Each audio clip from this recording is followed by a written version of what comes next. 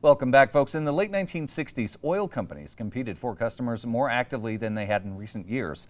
Several station chains offered collectible items and prizes for customers when they filled up, such as antique car coins.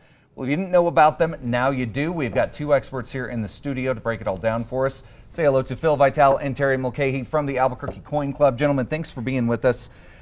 So, Phil, this is a little different than what we normally talk about because typically the coins, at some point, they had monetary value, right? You could exchange them for goods and services.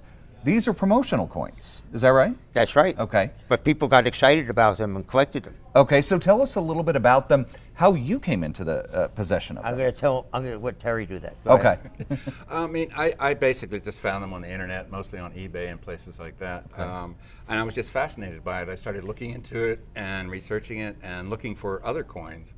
And they were amazing things. They had prizes printed on the back. If you got one of those, you got the prize. Oh, really? Okay. And one of the other car companies had a problem with employees rubbing it with a pencil and finding out which was on the back. But people love these things. They collected the aluminum ones. And there's millions of those around. You can find those pretty inexpensively. Really? Okay. And they come in sets sometimes, or you find individual and you pay more if you do that. Now, yeah, I'm noticing here, obviously, we've got these sets here and we've got the display package.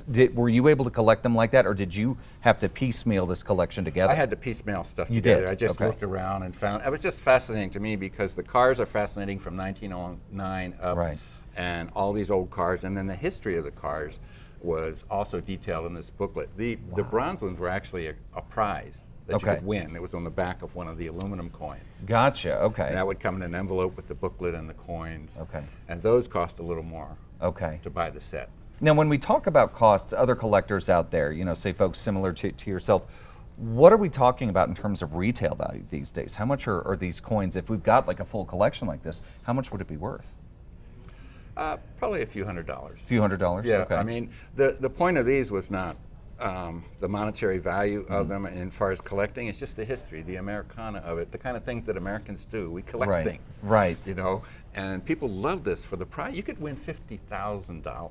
Really? Yes. That was one of the prizes. Another gas company had $25,000 grand prize, or $5,000 you could win in certain weeks. Wow. Okay. That was the real excitement. Really? Okay. Okay. Now, if we want to learn more about this, we want to see more. Where do you recommend that we go? You said you found these on eBay. Is that typically a good place if we want to start a collection? That's typically a good place for things like that because I mean you can't find stuff like that on Amazon. You can do some searches and find other places that have old coins. But eBay has some place that you can look, you can see what they're going for, what they sold for, and you can find a lot of stuff that you'd never think was out there. Wow. So I tend to go there. If you see the detail on the screen, it's amazing. Yeah, yeah, these are really beautiful. These were great old cars.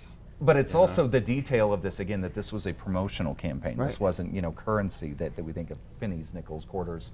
If we want to learn more about the Albuquerque Coin Club, we want to get involved, what is the best place to go online to do that? It's a new website for us, albuquerquecoinclub.com. Okay. Just spelled right out, albuquerquecoinclub.com. It'll tell you about the club and what we do and when and how we meet, etc. You can see these. These aren't common items at the club. Yeah, yeah, I'm sure that they're not common. So, but you can see a lot of these on the internet. Yeah, and you know, Wikipedia has a page that'll describe these things as well. Best to go to the Albuquerque Coin Club to find it, though. There you go. If you want a full recap of this interview, just head over to our website at alwaysonkrqe.com.